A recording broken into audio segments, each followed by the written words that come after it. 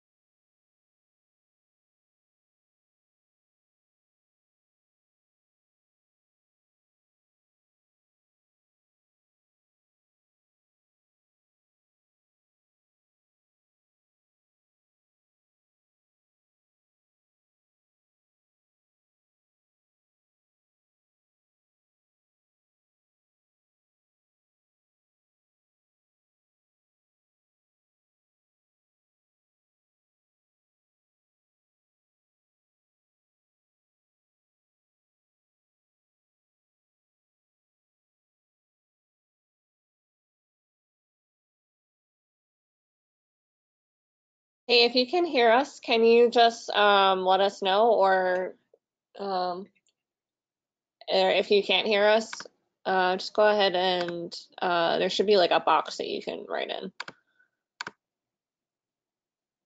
Okay, someone said they can hear us. Thank you. Okay, just another minute here and we'll get started.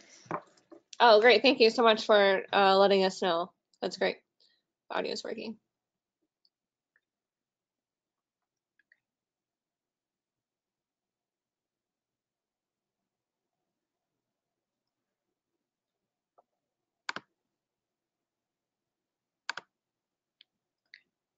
All right, we're going to go ahead and get started. Welcome to On Life Health's webinar series presented in conjunction with Health Trust Slice of Life program. We're your hosts, Olivia Rowe and Ashley Benningfield. Olivia is from a small town in Pennsylvania, just outside Williamsport, the home of the Little League World Series. She graduated from Ithaca College in 2013 with a degree in television radio communications and a concentration in screenwriting. She worked as a writing assistant in Los Angeles before moving back to Pennsylvania, where she was employed as an editor at a local newspaper. She moved to Nashville in the summer of 2016 for a job with Pop Culture Media, an entertainment news website under CBS Interactive. Olivia joined On Life Health in January as the manager of content and digital media.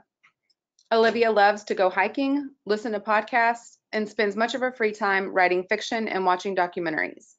She considers herself a news junkie who's obsessed with pop cultural trivia. So Ashley is originally from Germantown, Tennessee, right outside of Memphis. She graduated from UT in 2004 with a bachelor's degree in dietetics. From there, she went on to complete her dietetic internship at Vanderbilt University. Ashley is a registered dietitian technician, and she's been at On Life Health for about 14 years. Throughout her tenure at On Life, she's held several positions ranging from a health coach to a marketing content writer. She currently serves as our content and digital media specialist. On Life Health is the only place Ashley's ever worked. She loves spending time with her husband and 6-year-old son, working out, watching The Bachelor, and listening to Jason Aldean.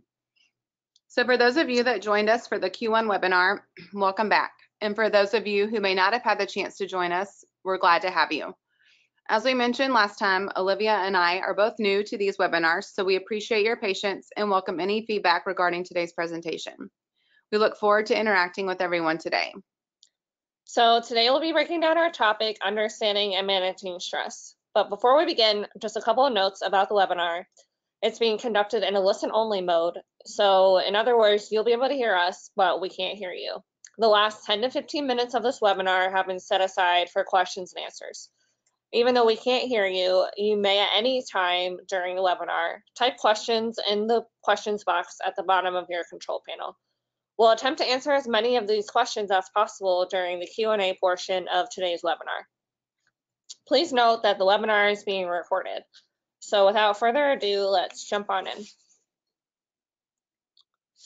So to start off the presentation, we wanted to share a quick quote with you. It's from Sir Edmund Hillary, the first man to reach the summit of Mount Everest. And he said this about his journey: "It's not the mountain we conquer, but ourselves."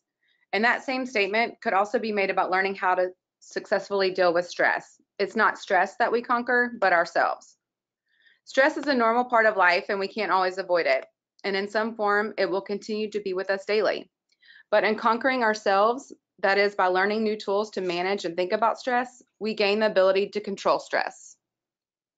So before we move on, we're just going to take a quick poll that I'm about to pop into here.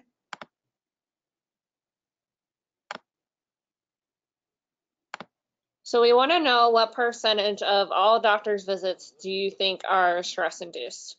Is it 10 to 15%, 20 to 25%, 50 to 75%, or 75 to 90%? So go ahead and take a minute to answer the question.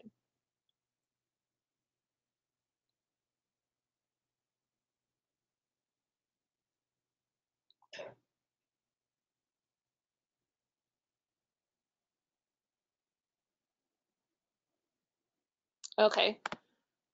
So if you answered 75 to 90%, you're correct. According to the American Institute for Stress, it's been estimated that 75 to 90% of all doctor's visits are for stress-related problems. Of those problems, the #1 culprit is job stress. It's actually the leading source of stress for adults. So the next question that we want to ask is a true or false question. And it says, some stress is good for you. Go ahead and take a minute to pop your answer into the poll.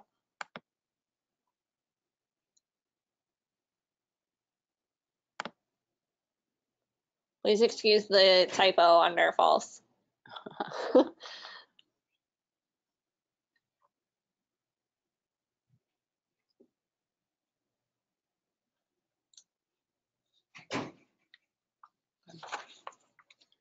So if you answered true, you are correct. There is good stress like planning a wedding, having a baby, or getting a job promotion. But then there is also bad stress, for example, financial burdens or a death of a loved one. And we'll discuss the differences between these types of stress as we move along in the presentation. The last thing that we want to know is how you currently manage your stress. That can be anything from exercising, talking to a friend, journaling. We don't have like a specific poll for this, so if you can just type in your answer into the box where you let us know if you could hear us, we'll just go through and look at those answers.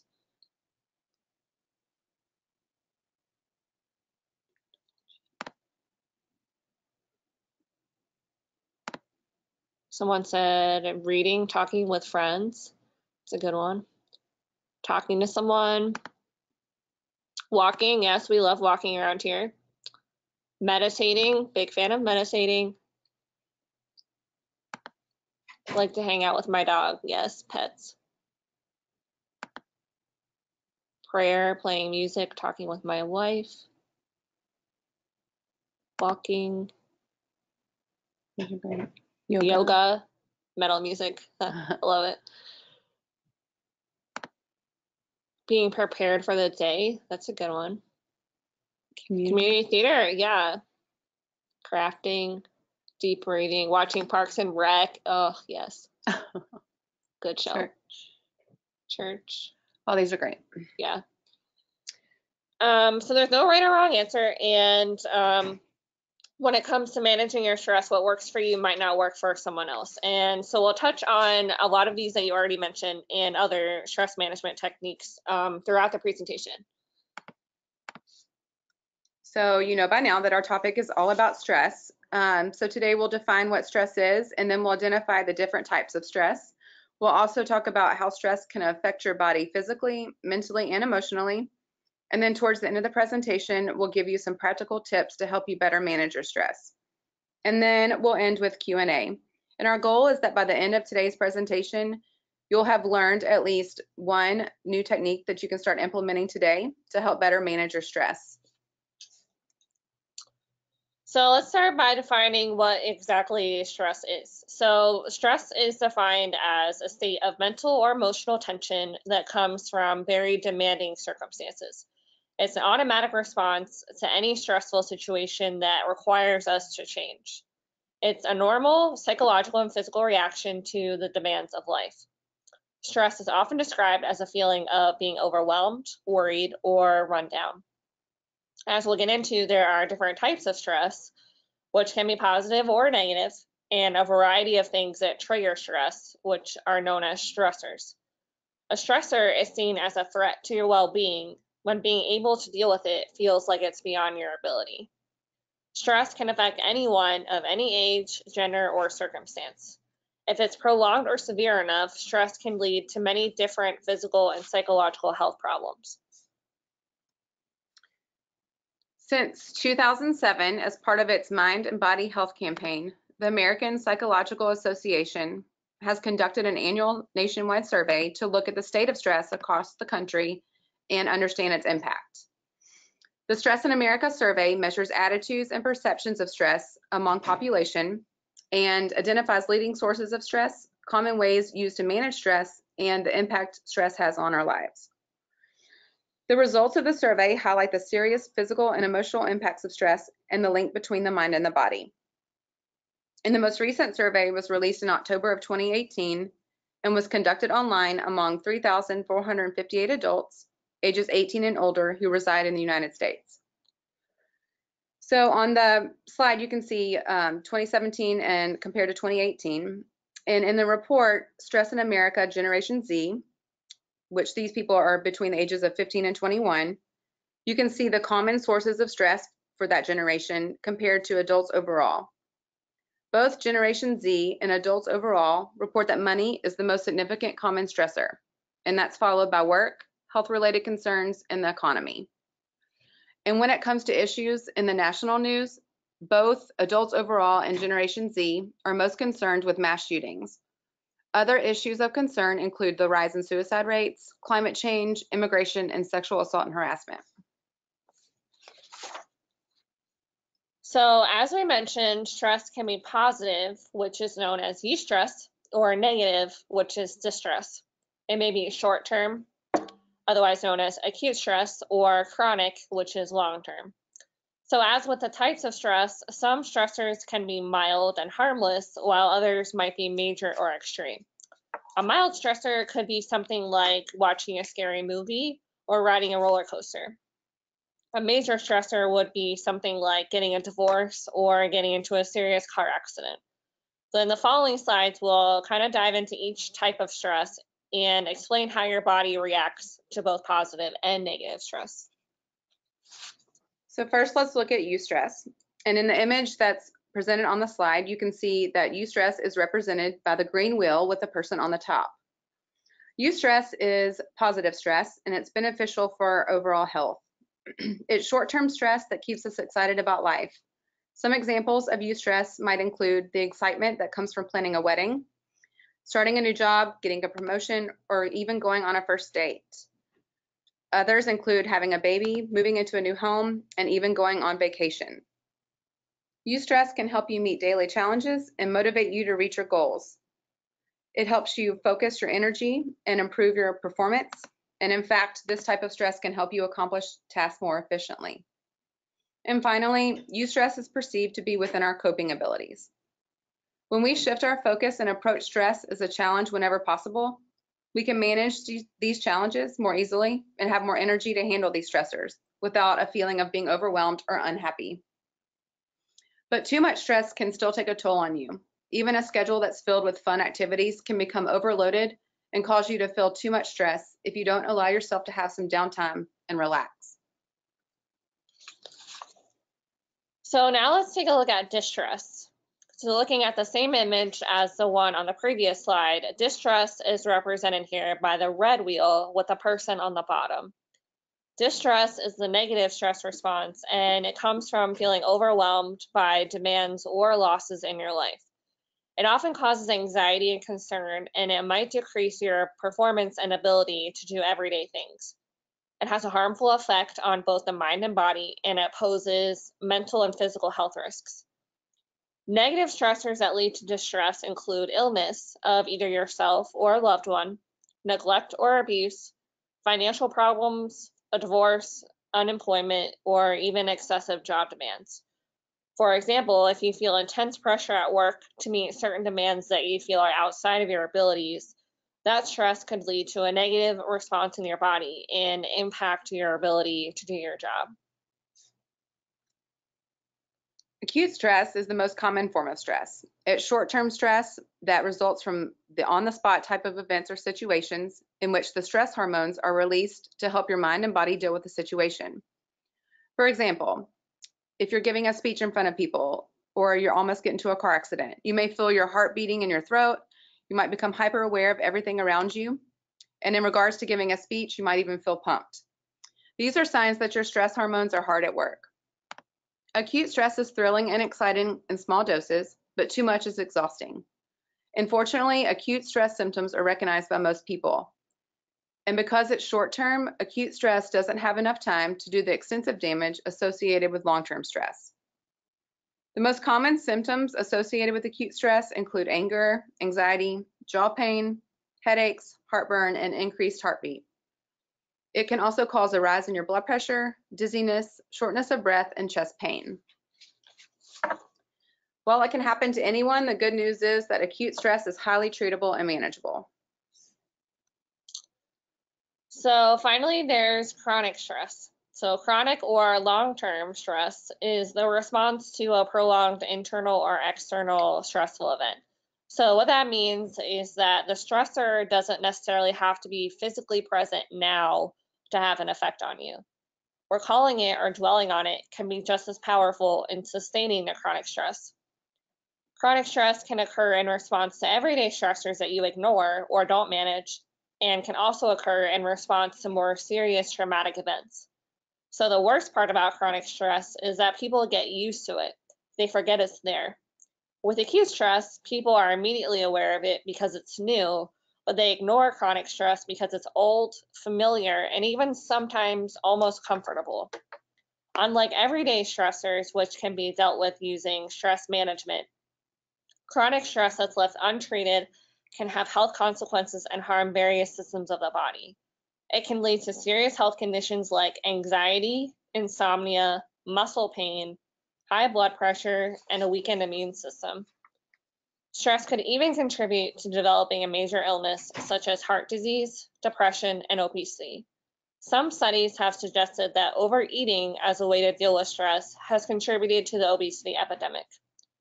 Research has also suggested a link between chronic stress and abusing addictive substances.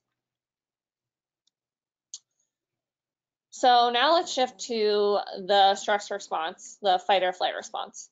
So when a person encounters stressors, the body's stress response is triggered. This means that a series of physiological changes takes place to allow the person to fight or run, otherwise known as fight or flight. This is the emergency reaction system of your body. This response can be different for everyone, but it often includes physical and thought responses. And during this time, your body may release substances like adrenaline and cortisol. Here's an example. Imagine that an angry dog is running towards you. Once you perceive this possible threat to your well-being, a bodily reaction is triggered in your brain. Stress mobilizes you to either defend yourself from the dog, fight, or to run away from the dog, flight. Either way, the stress actually led to self-protection. Fight or flight keeps you safe during emergencies, but it can also work against you. You have the ability to turn it on when you don't really need it, perceiving something as an emergency when it isn't. You can activate this response even when you're just thinking about past or future events that are stressful. Chronic conditions that might otherwise be harmless can be intensified if the stress response activates too often, too intensely, or for too long of a period. The stress response can also be activated in a milder form at a time when the pressure is on, but there's no present danger. For example, when you're giving a presentation in front of your coworkers or getting ready for a big game. A little bit of the stress can help keep you on your toes and ready to rise to the challenge. Stress can affect various systems, organs, and tissues all over your body, as this image clearly illustrates. So let's take a look at some of the physical symptoms of stress. The human body responds to stressors by activating the nervous system and specific hormones. The hypothalamus signals the adrenal glands to produce more of the hormones adrenaline and cortisol and releases them into the bloodstream. These hormones speed up your heart rate, your breathing rate, increase your blood pressure, and metabolism. Blood vessels open wider to let more blood flow to large muscle groups, putting our muscles on alert. Your pupils dilate to improve your vision. The liver releases some of its stored glucose to increase the body's energy, and sweat is produced to cool the body. All of these physical changes prepare a person to react quickly and effectively to handle the pressure of the moment. So with acute stress, the muscles tense up all at once and then release their tension when the stress passes. But with chronic stress, the muscles in the body are contracted for extended periods of time. Headaches are associated with chronic muscle tension in the shoulders, neck, and head. Pain in the lower back and upper extremities has also been linked to stress, especially job stress. Looking at the respiratory system, when you experience stress, the airway between the nose and the lungs constricts. This causes shortness of breath and rapid breathing, also known as hyperventilation.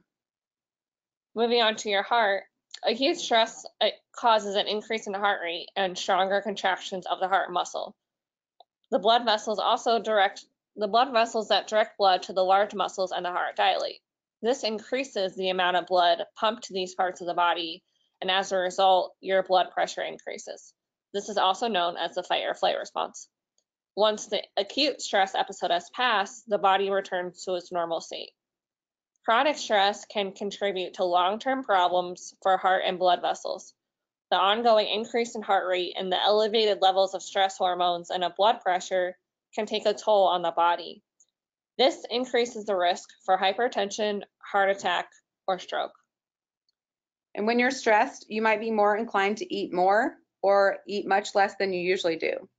Eating more or eating different types of foods, or even increasing your use of tobacco or alcohol may contribute to things like heartburn, also known as acid reflux. And eating a poor diet may also contribute to mood problems. You may experience nausea, pain, and if the stress is severe enough, you may even vomit. Stress can also affect your digestion. It can affect how quickly food moves through your body, leading to either diarrhea or constipation, and it can also impact what nutrients your intestines absorb. So getting back to the effects of stress, stress can also affect your emotions, your mood, and your behavior. Your body responds to the way that you think, feel, and act.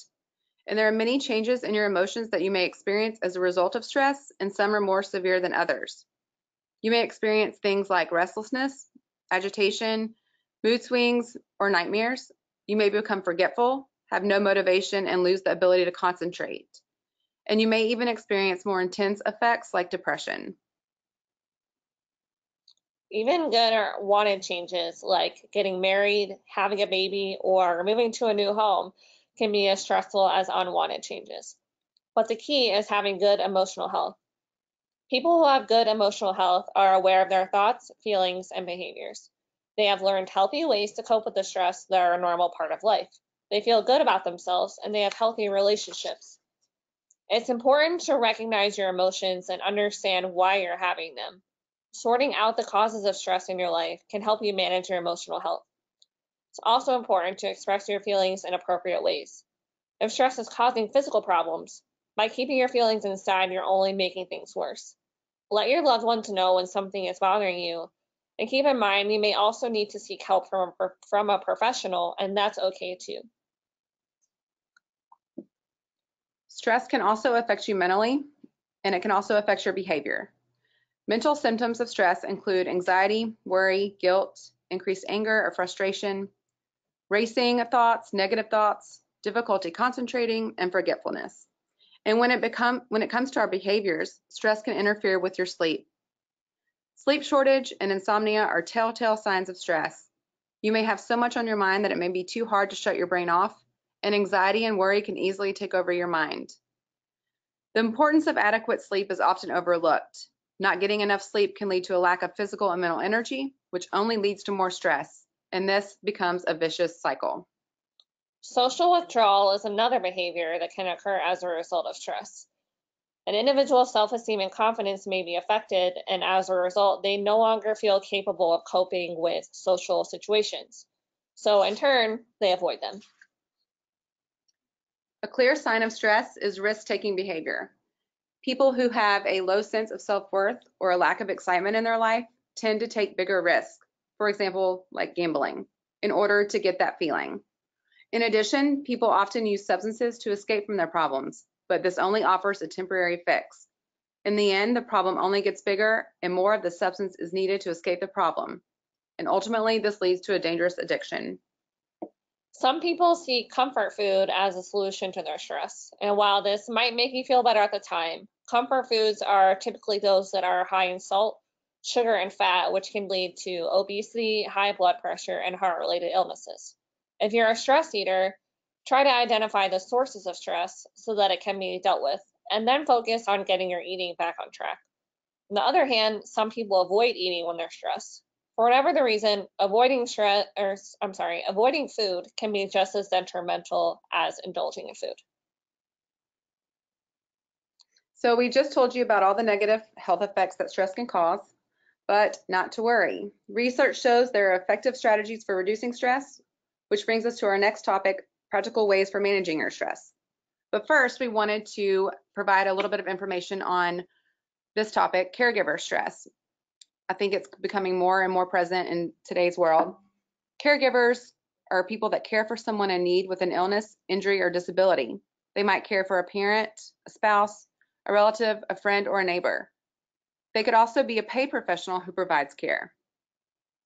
Caregiving services might include meal delivery, home health care services, housekeeping, cooking, legal and financial advice, and even making changes to your home, such as installing ramps or modified bathtubs. While caregiving can be rewarding, it can also be challenging.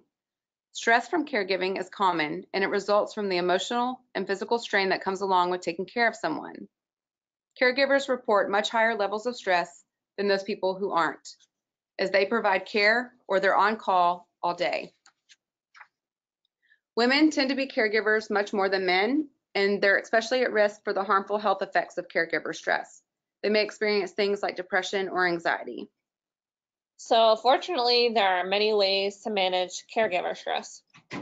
First, you can share tasks. Make a list of weekly tasks that need to get done and share that list with your family. Ask them for help with shopping, cleaning, and errands. Stay social. Carve out time for social activities and friends, even if it's something small like a phone call or a coffee date. Join a support group. There are so many other caregivers who can relate to what you're going through. It can be helpful to talk about your stress and your worries with others who know exactly what you're going through. Take care of yourself. It's hard to take care of someone else if you're not prioritizing your own health. Eat a healthy diet, exercise regularly, even if they're just a few quick walks every day, and get plenty of sleep. Finally, get outside help. Depression is common among caregivers, so if you're having trouble coping with your feelings and are experiencing symptoms of depression, talk to a counselor or meet with your doctor. So the goal of managing your stress is to gain more coping skills and make existing ones stronger to empower you to make solid choices about how to handle tough situations. And there are many ways to relax both your mind and your body. And because of the way the mind and body work together and are connected, many relaxation techniques work on both. Examples include breathing exercises, progressive muscle relaxation, guided imagery, meditation, journaling, and reframing your thoughts. So first, let's talk about breathing exercises. Did you know that you breathe between 12 and 20 times a minute and 17,000 to 30,000 times a day? And unless you're congested or ill, you probably don't even realize you're doing it. And the fact that most people don't even realize they're doing it could mean they're missing out on something that could ultimately improve their health. That's because the way you breathe affects your whole body. Full deep breathing is a good way to reduce stress and tension and to help you feel relaxed. Concentrating on breathing allows the remainder of the body to relax itself. There are many different types of breathing exercises. Some of the most common include belly breathing. This is easy to do and very relaxing, and you can do this basic exercise anytime you need to relax or relieve stress. Morning breathing is a technique that's done first thing in the morning, and it can help minimize muscle tension throughout the entire day. And then there's roll breathing. The object of roll breathing is to develop full use of your lungs and get in touch with the rhythm of your breathing. And it can be practiced in any position and can be done almost anywhere. So we've put a resource link at the end of the presentation where you can find more information on these breathing exercises. You can try each one and see which technique works best for you.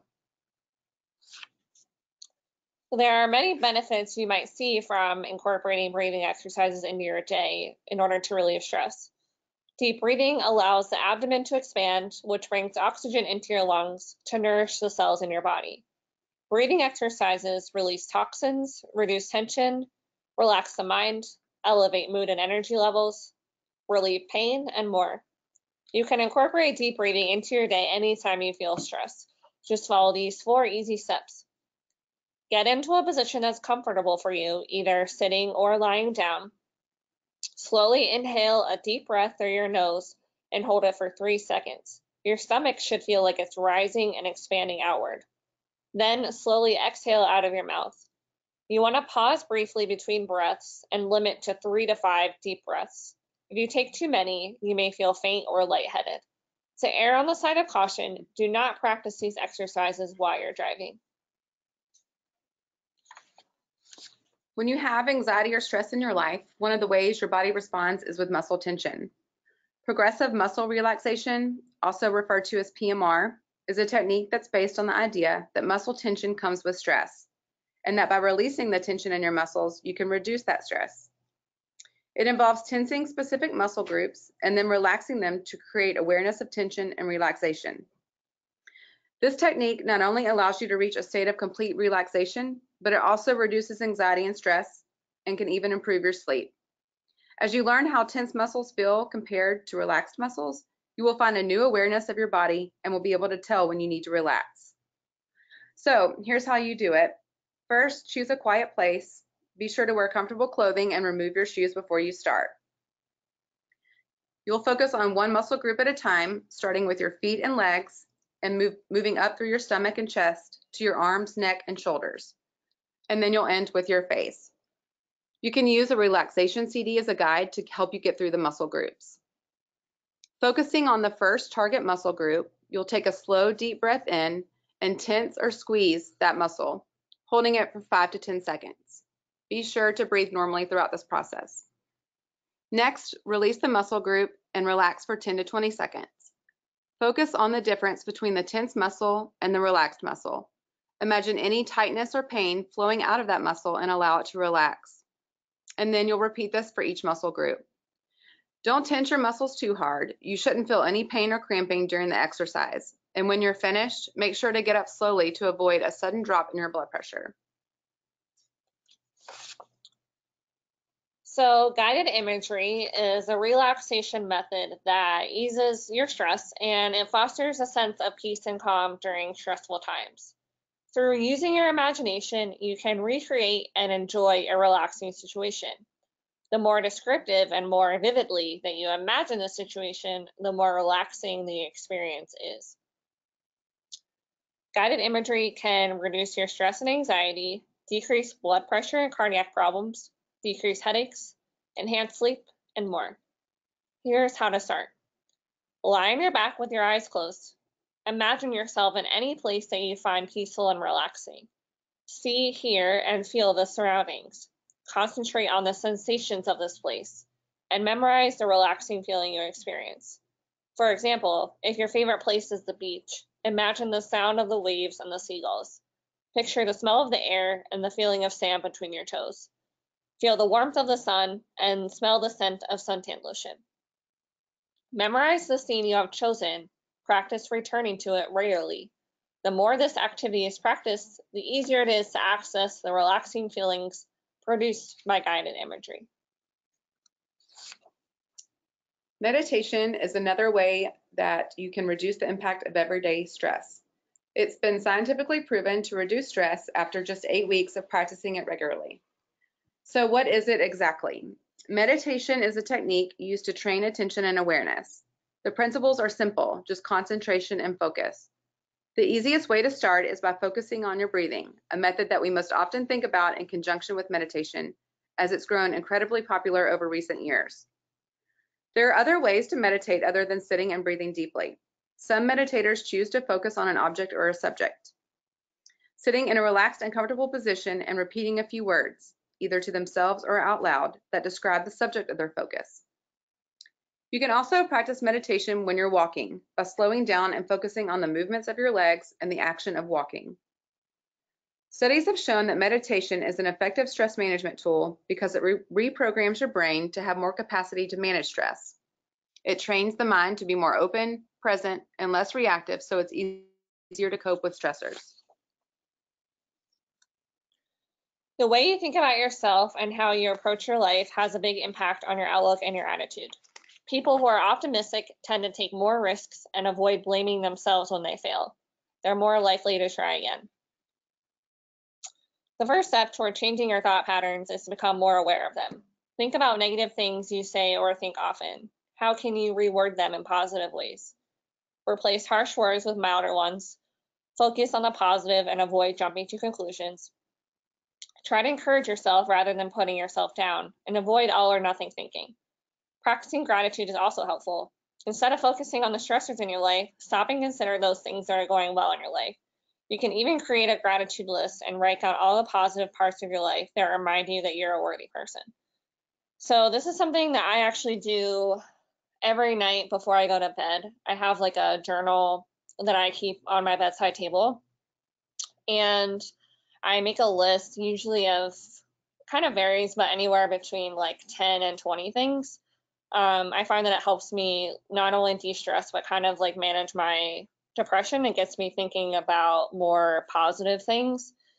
And for me, like, it's good to focus on both like the smaller parts and then also like the more larger parts of life. So there are like things that would be on my list every day, like great friendships and like a great family. And then things that might change day to day, like I had a great presentation at work today, or I listened to a really cool podcast. It doesn't have to be these big grand things. It can be, small things that you experience every day. And just writing them down and going over them every day, I find is really helpful to like maintaining a positive attitude.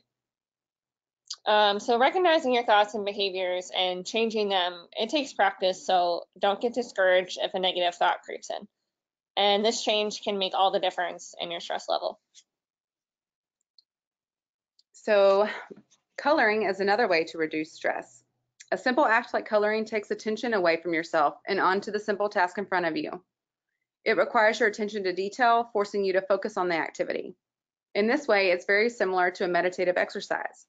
When your thoughts are focused on such a simple activity, your brain tends to relax because you're not consumed by other stressful thoughts. Plus, the fact that you know the outcome of coloring makes it pleasurable. It's hard to mess it up, and even if you do, there's no real consequence. It also doesn't require much creative energy, so anyone can do it. Coloring brings out our imagination and often takes us back to our childhood, where we had much less stress than we do as adults. While coloring isn't considered art therapy, which has been helpful for people trying to cope with serious medical conditions, many believe adult coloring would create similar results. Another great thing about coloring books is that no technology is necessary. So it allows you to unplug and take a break from the smartphone and computer.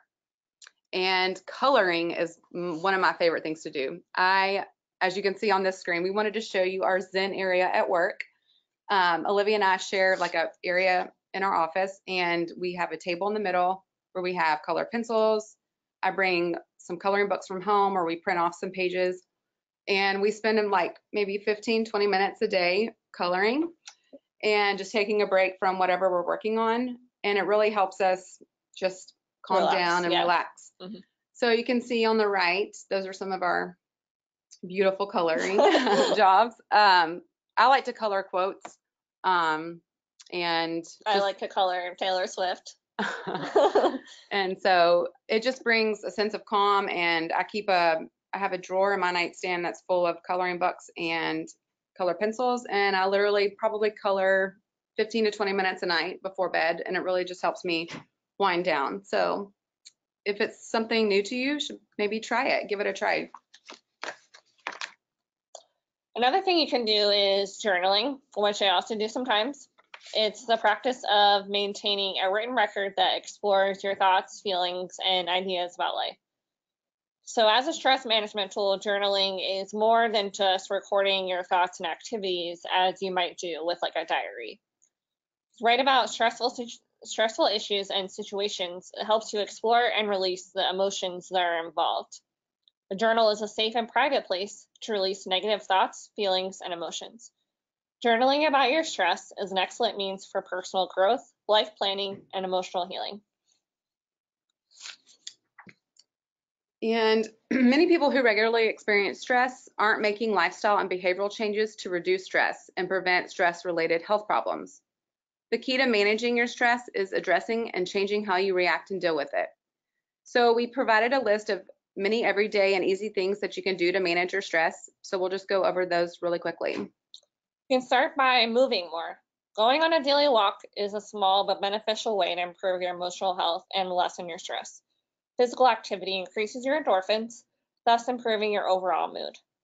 Maintain a healthy diet and get plenty of rest. Experts suggest getting 7 to 9 hours of sleep every night is best. Have a support system. They can offer help or guidance when you're struggling. Your support system can come in many forms, whether that's from family members, friends, coworkers, support groups, therapists, and even your doctor. Relax your mind by listening to music or reading a book. Watch a funny video or blow off some steam to get your laugh on. Relax your body by taking a warm bath, doing yoga, or getting a massage. Indulge in a warm drink that doesn't have alcohol or caffeine in it, like herbal tea. Spend time with friends and family to help get your mind off of things. Play with a pet. If you don't have a pet, you can actually YouTube like cute videos of cute animals, and it will make you smile. Try a new hobby or give back by volunteering your time. There are so many benefits you receive when you give back, as helping others helps you. And finally, don't be afraid to get help. A high amount of stress for a long period of time can interfere with your life. It's important to reach out to a licensed mental health professional, as they can help you learn new coping skills, change negative thinking patterns, and help identify situations that are causing your stress. For your reference, we provided a list of organizations and their websites. Some of them contain information on stress management, and others provide information on support groups and where you can find one near you. We've made this information available in a handout, and you can access that document via the control panel. And from there, you can download it. But if you have any trouble accessing the document, you can feel free to email me, Olivia. My email address will be listed in the follow-up email you'll be receiving.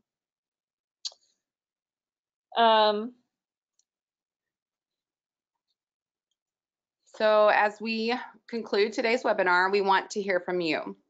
What are your feelings about making stress management a regular part of your life? And do you plan to incorporate at least one or more of these stress management techniques into your daily routine? And if so, which ones? If you don't mind sharing that information, you can type your responses in the chat box in the window panel. Oh, Heather said there are some really great coloring apps that you can do anywhere on your phone. That's Yes, cool. I do. I have a color by number one. And then I have another one too as well. But yes, great idea. Also, if you have any questions about any of this, feel free to drop those into, we'll just kind of group it all together here. More walks. Yeah, we take lots of walks. Breathing techniques, yeah, those are great too.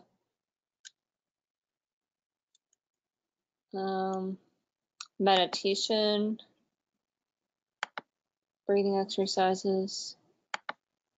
Singing in the shower. Singing in the shower. Yeah, that's a good one. Meditation. Reading helps shut the brain off. I totally agree. So great. Sam Harris, yes, I love Sam Harris. His book 10% Happier really motivated me to start meditating. Or wait, that might be Dan Harris. Sorry, I do know who Sam Harris is. He has a great podcast. Yes, you should try coloring. Yes, try coloring. It's very fun. That's a good one. Exercising. More walks. Yeah, for sure. Walking is, oh, I love walking. Even if you have to like schedule 10, even 5 minutes to get up and move. Olivia and I do that as well. We try to take at least 2 laps around the building twice a day. Really helps refocus, and especially if the sun's out, it really just helps you kind of relax. Reading. My husband and I do 30 minutes of yoga every day. Ooh, that's a good one. Oh, belong to a meditation group. Gratitude lists specific to work. That's a great idea.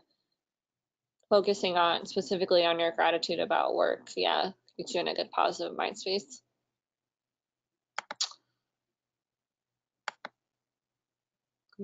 Learning to dance. Yeah. Running.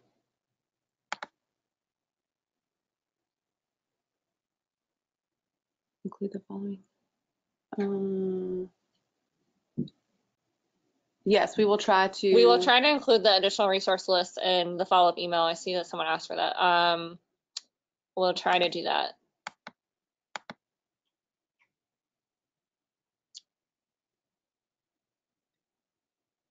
Reading apps.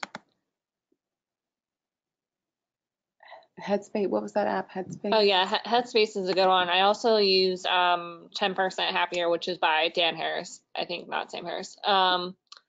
That's a good one too. Trying to spend more time outdoors. Instead of coloring, I restore bicycles. Oh wow, that's cool. Awesome. I can imagine that would be kind of meditative. I love to clean, so I'm a cleaner, and it helps me. Yeah. Oh, someone said cleaning. Someone said like right after you said that. Oh. I like to organize. Because clutter can cause stress, so. Yes, it can. These are great. Reminding yourself that you get to go to work. Aww, yes, that's awesome. Great. Gratitude. Treating myself to flowers. Yes, gardening. That's a good one. My grandma does like an hour of that like every day when it's nice out.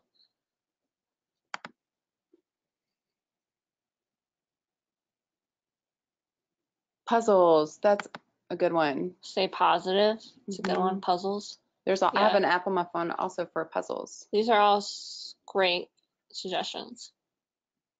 So I think we have time for questions, maybe. Yeah, if you have any questions about this, feel free to ask us in here.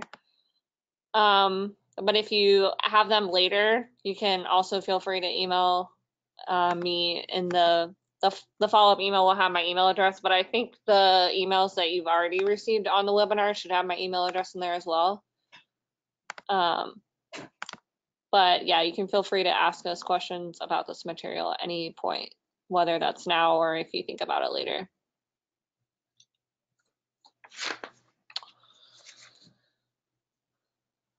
Let's see.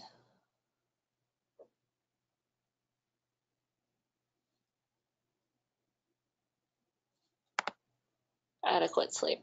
Yes, Oh, big one.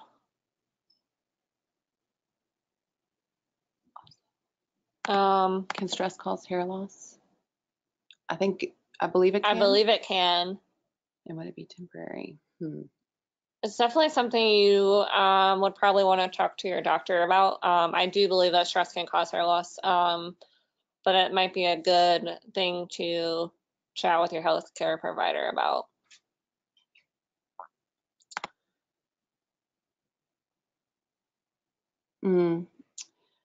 So let's see. Do you have any recommendations on how to help a loved one deal with the stress of a spouse's addiction and recovery?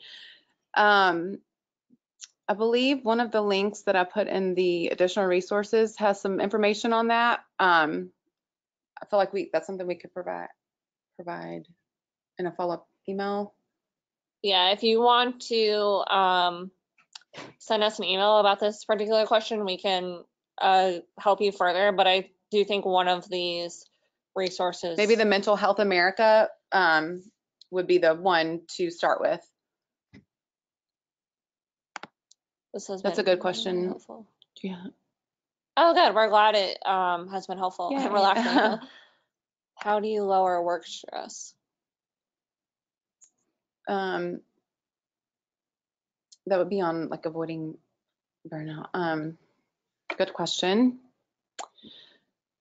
So some of these things, I mean, you like during, I know, like stressful situations at work, sometimes it helps me to just like take a breather, like go, I mean, if you're able to Remove like yourself from the situation or go for a walk or incorporate, like just do like a deep breathing exercise.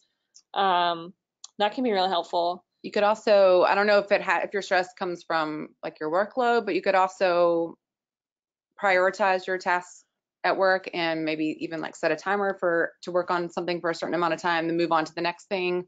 I'm not sure where the stress is coming from the work, but also just creating boundaries for yourself. So if it's really important that if you're able to kind of leave work at work, and then come home and kind of just like get away from it all and focus on your personal life rather than your work life. So creating that separation is really helpful too. Learning to say no, setting limits, like at work, and asking for help if possible.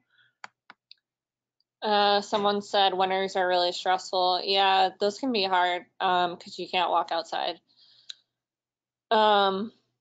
But if you're able to like walk either at the gym or like on an indoor track, if it's like the sunshine that you're missing too, they make like those like lamps, light boxes that are meant to like imitate sunlight. So that could be helpful too if you're wanting that. Good apps for helping to fall asleep. So yeah. I meant to put this resource on here. I use calm.com, and it's also an app, but then I also use noisly.com. It's noisli.com to fall asleep. Sometimes I don't know if I like to listen to people talking. I don't know why, but it helps me fall asleep. So any of like my podcasts where it's just any person like having a conversation with another person, I find that to be relaxing. I don't know, sure that's not the case for everyone, but that helps me fall asleep sometimes too. Sometimes I will YouTube like relaxation music and let it play, or like ocean waves sounds is relaxing to me. Oh, someone said, don't forget about your employee assistance program. They're a great resource often for you. Yeah, that's a great point. Thank you for bringing that up. Yes, that's a good one too.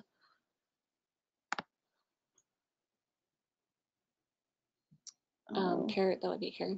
Yes, I believe that would be the caregiving.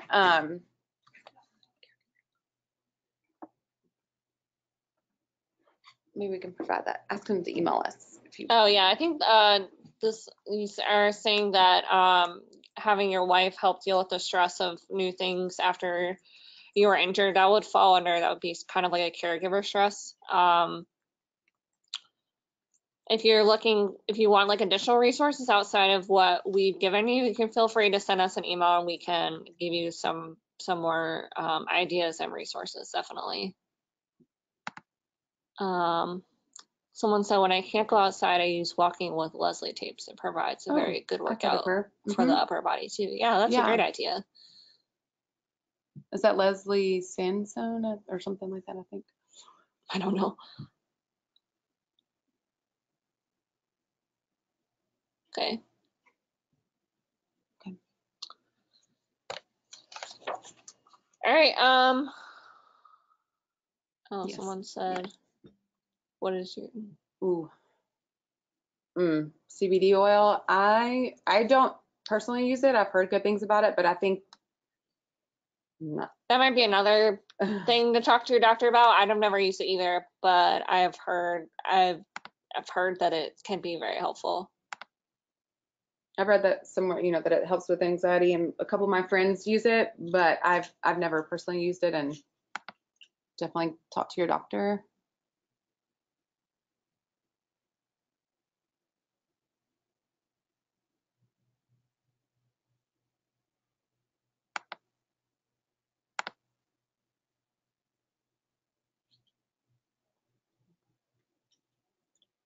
Okay, we're just gonna go ahead and wrap up here. Definitely feel free to shoot us an email if you have any more questions about this, or if you're looking for more resources, we would be more than happy to help you. We'd like to thank you, as well as the Health Trust Slice of Life program, for giving us the opportunity to share this information with you. Stay tuned for our next webinar, which will be on August 14th, for our conversation on complementary and alternative health practices. Thanks so much for tuning in, and we'll see you next time.